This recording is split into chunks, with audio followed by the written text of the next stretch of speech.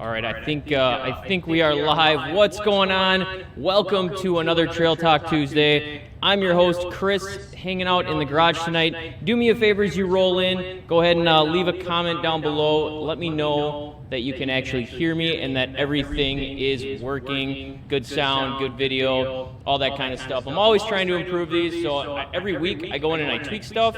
Half the time it blows up in my face, and sometimes it works. And if you are watching this on the rebroadcast, thanks a lot for checking out the video. Keep watching. It's going to be a good show, hopefully, even if you are on the rebroadcast. So, hey Ben Breckner, how's everyone this evening? Good, man. Good. How are you? Thanks a lot for being here. So, as I kind of get this situated here, a couple things I'm going to.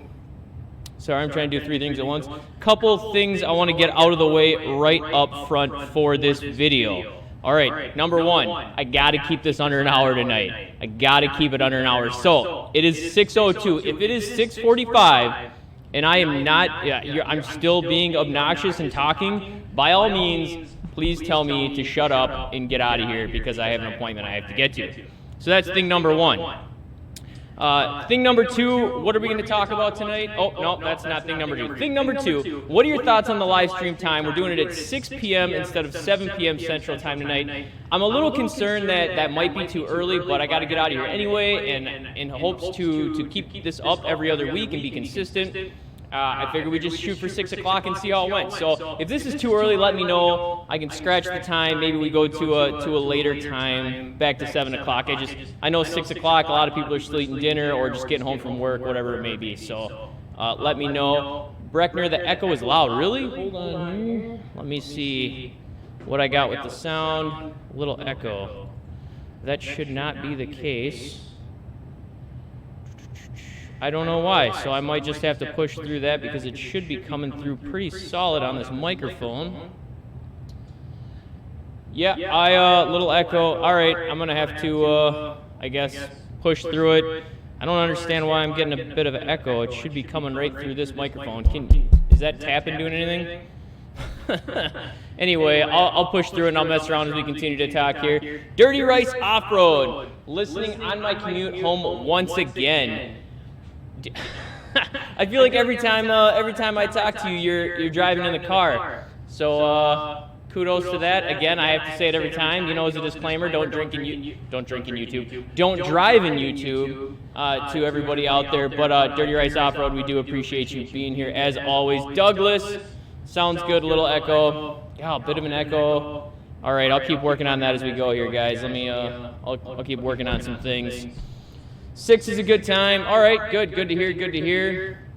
Hey, Megan, how's it going? All right, so tonight's schedule, now that we're already a few minutes in, look at that, I'm already behind. So tonight's schedule, there's a couple things I want to talk about. One, our ATV laws, so that's kind of one of the first things I want to hit. I got a few interesting things I want to mention on that. And then two, I want to go over some winter riding tips. I was going to do a video this year on winter riding tips. I didn't do it. Now it's almost March. By the time I did the video and we actually added it to the queue and edited and everything else, I mean, it'd be like the end of March, so I don't really know if it's worth it. Probably not. So I think we just talk about them online. I want to get some tips from you guys. Maybe I'll do it in the fall. So and then weekend getaways. I want to talk about ATV weekend getaways. So those are the three big things. We'll see if we can actually hit them all. You know how these normally go. It seems like I have a whole agenda and we all start talking and then someone says like Turbo S and then we all get distracted like a bunch of squirrels and go off on that for 30 minutes. So that's the plan. Where's everyone at tonight? I know we got Dirty Rice Off-Road coming in from Texas, I believe. I think we got Breckner, another usual in Minnesota. Goody, what's going on, man? Someone from New Hampshire. I was just talking to someone from New Hampshire on YouTube about riding in the mountains. I really want to go to New Hampshire and ride in the mountains. That's on the list. Say do it at 7. Maybe I'll be home to participate some more. Good to know. Hour drive. Oof, that's a bummer. Still getting that echo. All right. I'm gonna plug in some headphones here and see what I can do about the echo, guys. So, in regards to ATV laws. All right. Hold on one second here. In regards to ATV laws, I recently was talking to. If you heard the podcast or not, I know we kind of advertise it. I was talking to Sheldon from Side by Side Dirt, and we were talking about different. we were shooting a podcast. If you haven't seen it, go check it out. Side by Side Dirt, good podcast. But we ended up getting into one of many off conversations that we often do, and ATV laws came up. And I was ignorant to this before, and I still am. I want to do a whole video or two on this in the future because I just don't know enough about it now. But for those of you in North America right now, Canada is not a free-for-all, and I honestly thought, because Canada's huge, the population isn't, astronomical, they have tons of beautiful wildlife, all that. And you see videos on YouTube of Asta Cruiser and Hondude and all these dudes, and they're just like out there, right? Just going through it, hitting some awesome trails. Apparently, that is not the case in many areas of Canada. So, Side by Side Dirt, for example, he's from Alberta. All right, he's from Alberta, and their laws there are extremely strict. And don't quote me on this statistic because I don't know for sure what the percentage is. But he said over the last 5 or 10 years, they've lost 65 to 70% of their trails because the government's just shrinking them on them. So I'm curious, one, if we have any Canadians in here right now. So let me know that. And two, where in Canada you ride, and if you've ran into those issues at all. Because I know, Ontario, part of the scene is where you live, right? Just for example, in Wisconsin, ATVs are pretty well accepted. You go to New York City, obviously they're not. So where you live in the country does absolutely matter. And if you are from Canada watching this, this is not at all an attack on Canada. I really just want to open the discussion to it because I don't know if as many people were, I guess, as ignorant to it as I was. So let me know your thoughts. I was shocked to find that out. I guess Ontario is a lot more open, but Alberta is a lot more strict. And if you live in the States, same thing. Let me know what kind of weird laws you have. What restrictions do you have that you're kind of that's ridiculous? You know what I mean? Because in Wisconsin, I'll be honest, we kind of got it made. I've lived in the Midwest the majority of my life, and most Midwestern states, when it comes to ATVs, are not only understanding, but promoted, and it's outstanding. In fact, in Wisconsin right now, every year, they're opening up more actual roads to even take your machine on. So not just your trails, but your actual roads. And the same is for Minnesota. In fact, right now, and I don't know when it's going to be done, but they're working on a trail that goes from Wisconsin. So start in Wisconsin, take the trail through the state of Minnesota and into North Dakota. I mean, that's huge. So the fact that they're opening up and making more trails and more routes and everything else around here is awesome. But apparently that's not the case everywhere. So let me know where you live. What kind of weird ATV laws do you have? How much freedom do you have? Is the government pretty understanding, or do they give you a hard time? Let me leave some comments down below.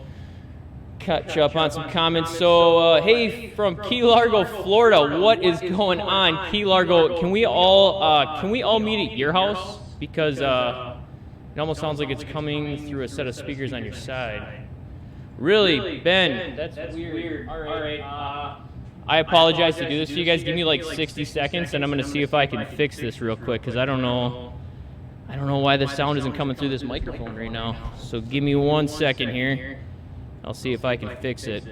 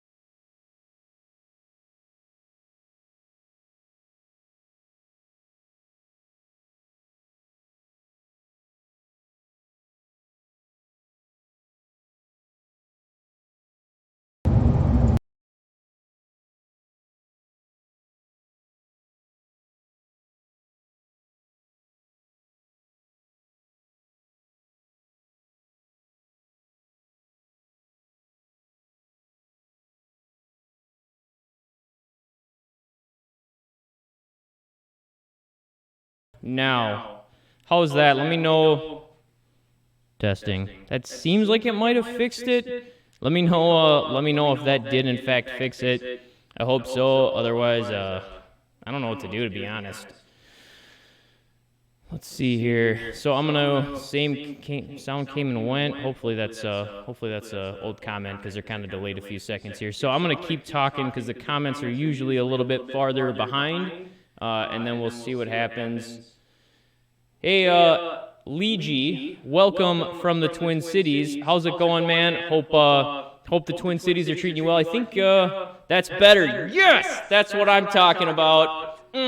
Guys, I'm not the greatest at this, so when it comes back in and I actually get it to work, that's like a huge win for me. So I'm going for it. I'm taking that as a win for the night. All right, so you're from the Twin Cities. I heard you guys are getting pounded pretty good with snow today, as is everybody in the north, I guess, at this point right now. All right, East Coast ATV, the province of Quebec in Canada is extremely pro-ATV. East Coast ATV, there we go. There's someone from Canada that's definitely going to know the laws.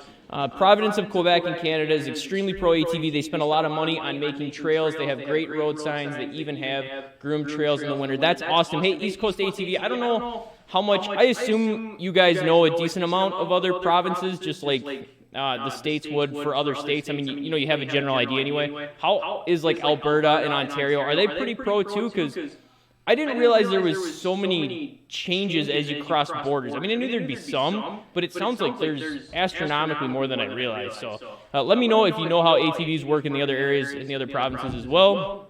Dirty Rice Off-Road on and around the Canadian River in the Panhandle. That is outstanding. I'm telling you, we got to take like group ride in Florida. That's all I'm saying. Group ride in Florida.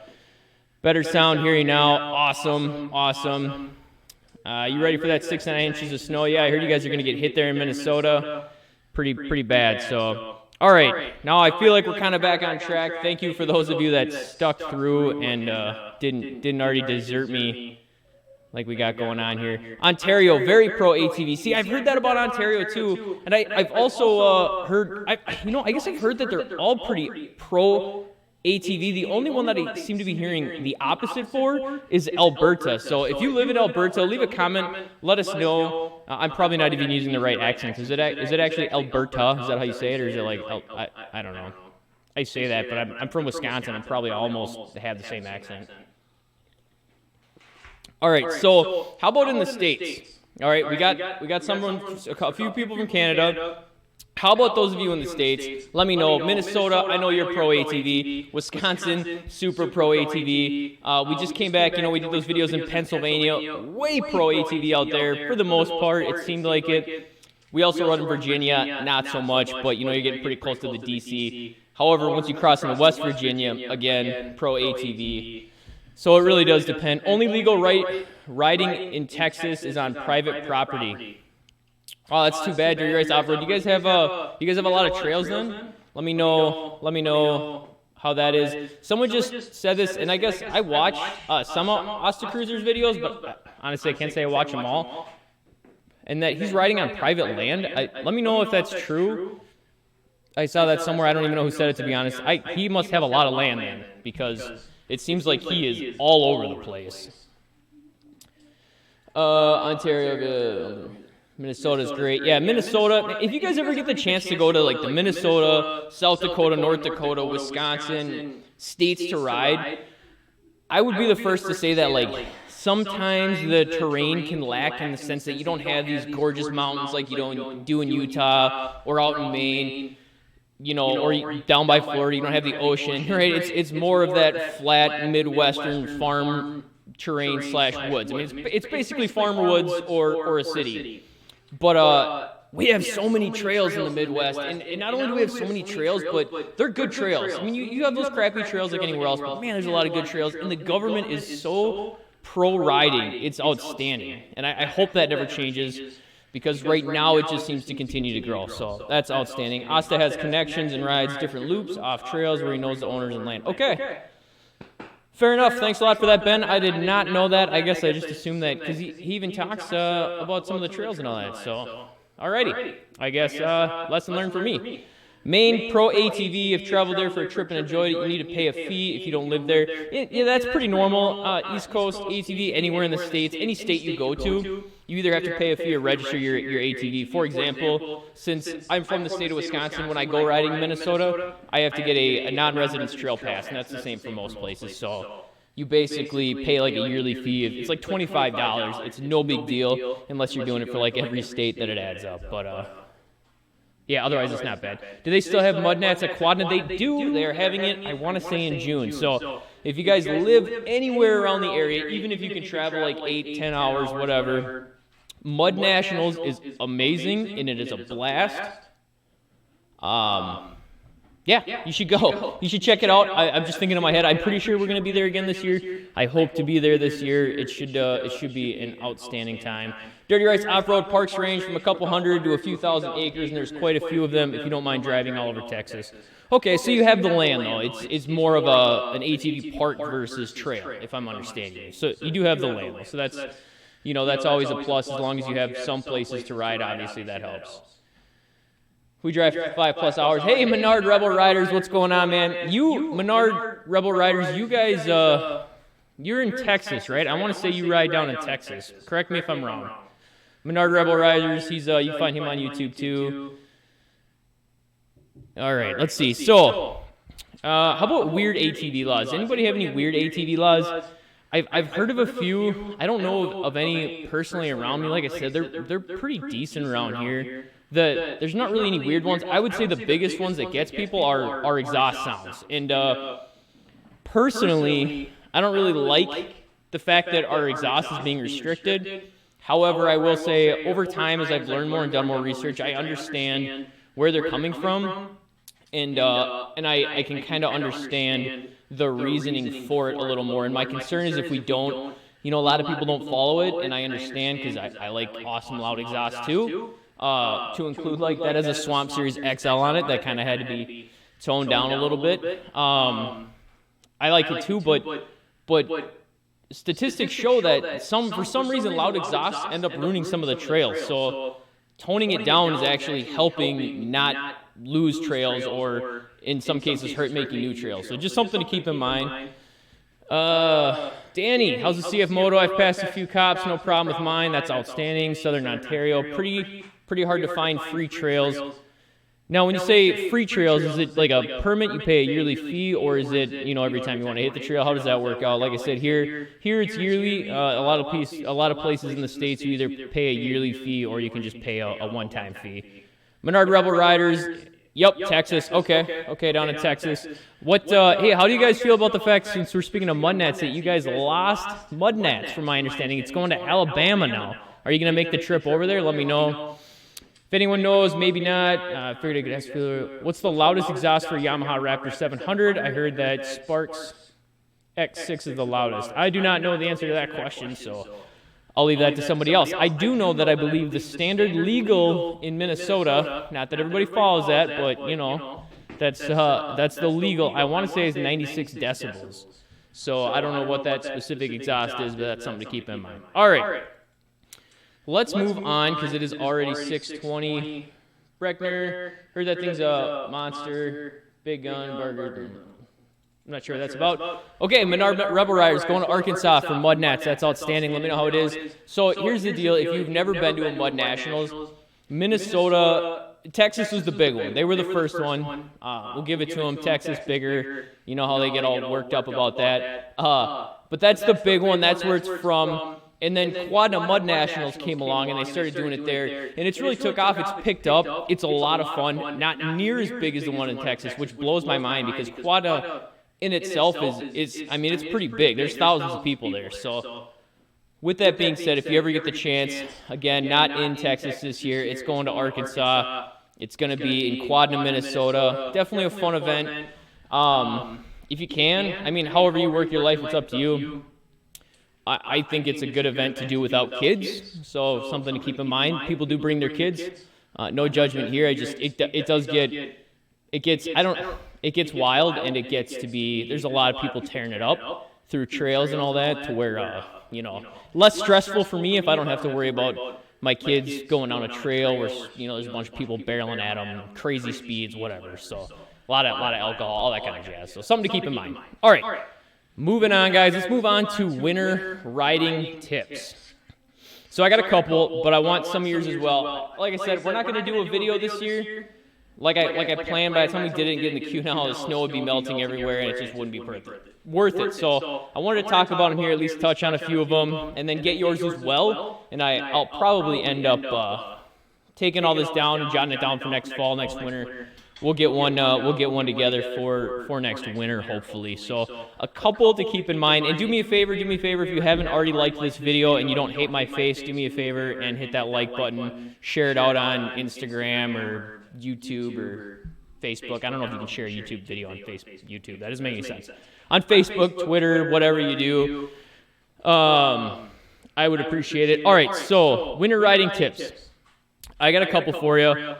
And here's my first one. And you would think this is a no-brainer. You would think it's a no-brainer, but people screw it up. And that's clean your machine and get it somewhere warm. Now, I get it. If you're out at the cabin and you're going to leave it outside, cool, leave it outside. Brush the snow off, whatever. But when you get a chance, clean it and get it somewhere warm. Because what people sometimes like to do is they like to, you know, they go to like a quick car wash, right? Because they're open even in the wintertime. I guess this one more applies for the northern states, but you go to the car wash because a lot of your times your water's shut off at home and all that. So you go to the car wash, you hit it with some hot water, you melt all that snow off, you get the salt and the mud and everything else off there, and then guys take them home and they just park them on their trailer. Don't do that. All those lines freeze. So if you're one of those people, keep that in mind. If you can move a car out, put it in the garage, get it above 32 degrees long enough to at least warm up and let all that water and everything thaw off there, that's going to do wonders because you really don't want to let those lines freeze, especially if you let them freeze and then you go to use it again. So that's tip number one for me. All right, that's what I got for tip number one. Again, as we go through these, leave some comments. Let me know what you guys got. Tip number two, battery maintainer. Again, another no-brainer. Well, for some, I shouldn't say that because some people might get insulted because they don't know. So I take that back. Maybe it's not a no-brainer for you. You know, it keeps your battery from dying quicker when it's cold. And then the other reason is if you don't ride a lot in the winter, the battery maintainers are going to help your battery stay fully charged. So these are good if you park them in your garage and you're going to leave them. It's going to help your battery. And then if you actually ride a lot, it's going to help in the sense that you can, you know, once you get a good battery maintainer. In fact, I should put a link. When this video ends, I'll put a link down in the description of a good one you can pick up on Amazon. But they really do help your battery, the life of your battery. And if you're parking outside, even at the cabin, you bring it with, you plug it into an outlet somewhere. It's just going to help your battery from hitting that, you know, that serious drain. Especially if it takes you a little bit longer to get a cold start, especially depending if you're still running a carburetor, whatever it may be. So something to keep in mind. All right, what do we got here? Go back, check comments. Ben, quad was fun, but I found that there are too many drunk riders and it's very scary to ride around. Yeah, okay, so I'll touch on that real quick because I don't want to get too much into the. There's unfortunately a lot of drinking that does take place at Quadna. I have found that Quadna is a blast during the daytime. How about that? At night it can kind of change slightly. So I mean you still have that during the daytime, but it's a blast at daytime. If you want to hang out there for the weekend, maybe stop riding in the evening if you so choose to partake in some adult beverages. Something to think about.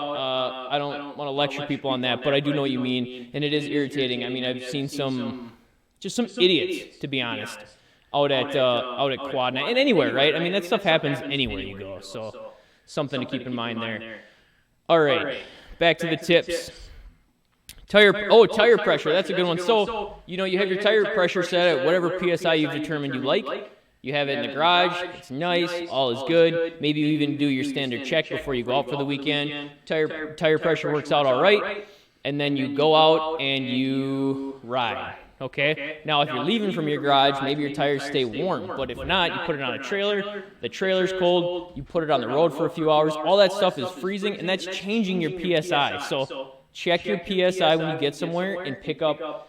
They make portable pumps. So if you don't know what PSI you should be running, or you don't know what it will be at with the temperature change, bring a portable pump. Again, I don't think I have one sitting around me. I'll put a link in the show notes after this is over for one. Again, they're pretty inexpensive. You can buy them on Amazon. definitely a great thing to have with you, especially in the temperatures where your tire pressure is going to vary. That way you can check it, add, lower as you need, whatever you got going on. We have a cabin within an hour of there, so we can sleep there. What are we talking about? Oh, with Quadna, yeah. See, that's perfect. You got to, stay at your own cabin and then hit Quadna when you have time. That's perfect. Alrighty, where are we? Next tip. So this is more of a safety one than anything, but I felt the need to say it because it seems like every week when I turn on the news or I'm scrolling through Instagram, obviously a lot of my stuff is ATV related, go figure, through Facebook or whatever, there's always a new story about someone falling through the lake. So remember, not all lakes are created equal, and not every lake is consistently the same, all right? Bridges, overpasses, all that kind of stuff changes the thickness of the ice. Keep that in mind, guys, especially if you're from the south and you come up to the north to go riding.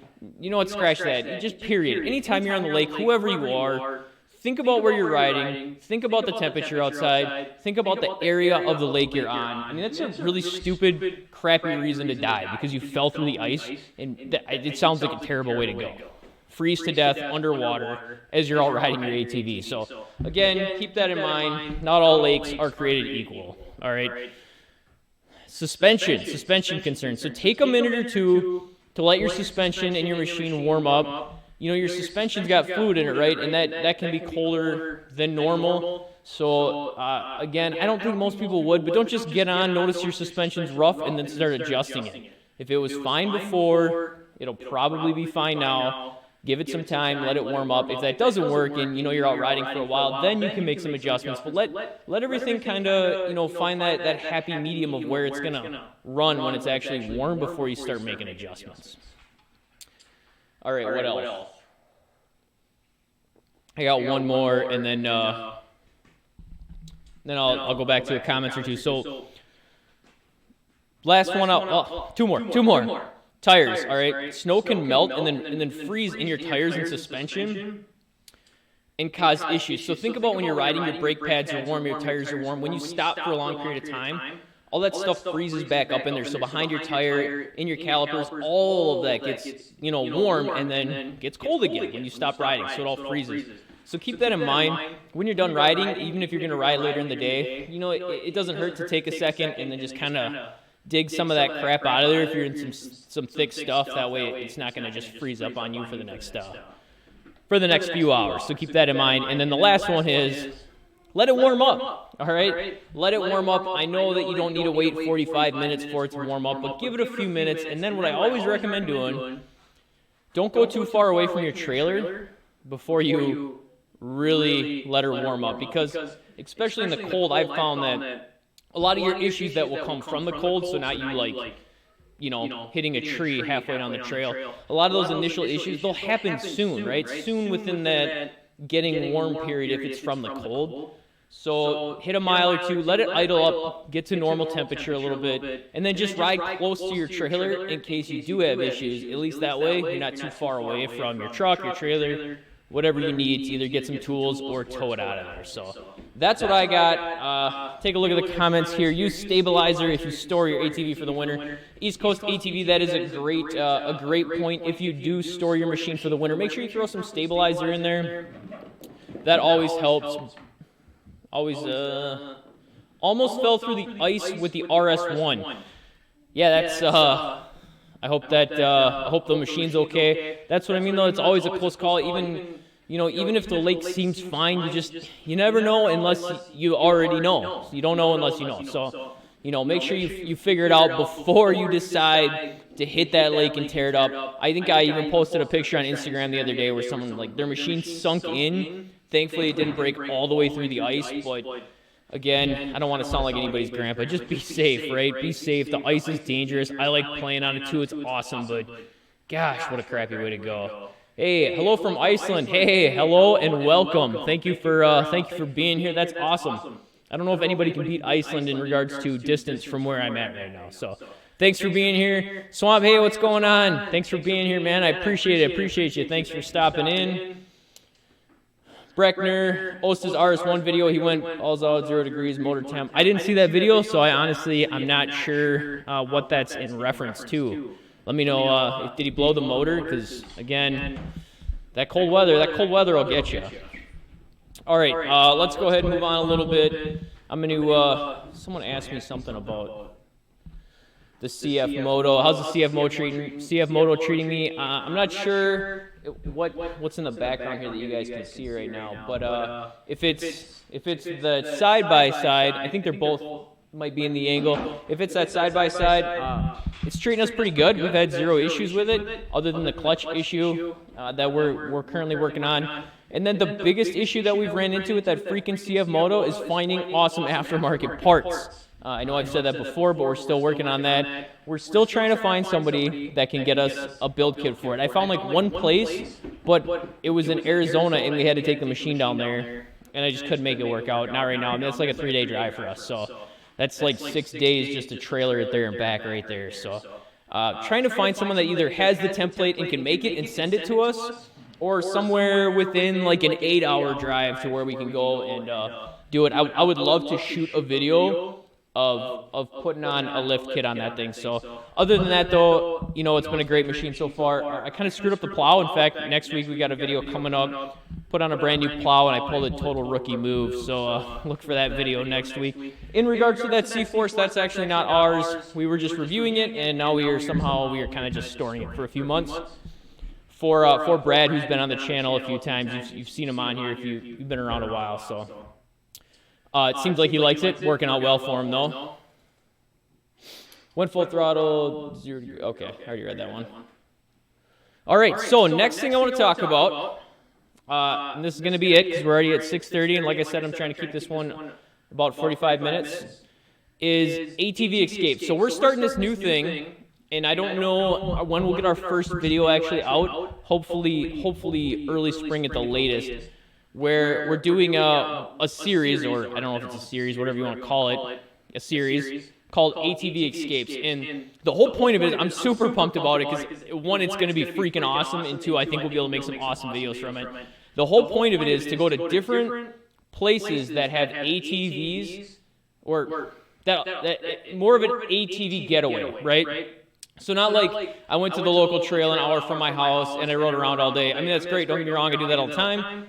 But the point is to go places that you can either stay, you can stay on the trail, right? You go there for 2, 3, 4, 5 days, whatever it may be. You have tons of trails. There's places to stay. There's places to eat, maybe. You know, that kind of concept. I want to shoot some videos, so we go there, we explore it. You know, we shoot videos showing you the whole weekend. So, you know, we show where we stay, the amenities, what's in the area, what the trails are like, get a bunch of trail footage. You know, how the amenities are, if it's like a lodge or a cabin or, you know, a campground, whatever it may be. And basically, I want to design these videos in the series and show you guys all that. So that's the plan. You know, each video maybe only be like 15, 20 minutes tops, but just highlight different places that you can go. Because I personally, and a lot of the people I ride with, we love going away for days. Because something about just getting out, right, going away for anywhere from 2 days to 5, 8 days, whatever.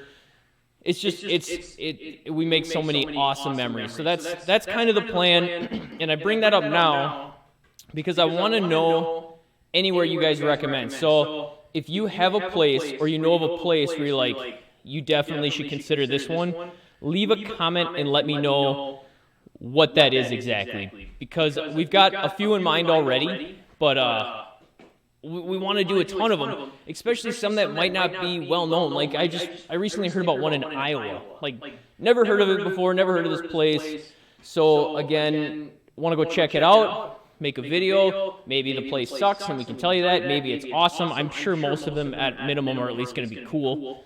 So that's kind of the plan. I'm super excited about it. I think it'll be really good. Leave a comment down below and let me know if you have any places. A good example to put out there would be Hatfield McCoy, right? Like, that's the big one that everybody thinks of. Well, yeah, you can go to Hatfield McCoy for 4 or 5 days. They got lodging, they got camping, whatever you need. Right on the trail, you can do all sorts of stuff. So that's kind of, I guess, an example of what I would be talking about. So leave that comment down below, and then Late to the party, but I'm here. Hey, Han, dude, what's going on, man? Thanks for being here. Appreciate it. Yeah, we were just actually, you know, I mentioned you earlier in the stream because we were talking about different ATV laws in Canada. So Han, dude, is from Ontario, I think. He's somewhere in Canada. Let me know where you're from. And that's what we were talking about, man. East Coast, go to Newfoundland, Canada. You can spend over a week of riding. I usually drive 750 miles on the trail. Check out my website. It is how far for you? Yeah, I've seen a bunch of your rides on your YouTube channel, if that's what you're referring to. Oh no, you actually here. I think it just spammed it, but I'll try and show it. There it is. That website there, Crossing Newfoundland by ATV. Oh, yeah, I think I've seen a bunch of your videos for that on YouTube. I think that's actually how I originally found you back in the day now, really. But, yeah, so that concept, I mean, that's 750 miles. That's a lot of riding. But I am, and I'm not sure, I'll have to check this out to see if it's what I'm referring to, but I'm talking about more this type where you set up base camp for the weekend, right? So not like pack up. Sometimes, maybe that is part of it, actually. Maybe we stay somewhere that we pack up for the night, find a campground, travel more the next day. That could actually be a really good, awesome option as well. Douglas, also anywhere in the Upper Peninsula, Houghton, Copper Harbor, Marquette.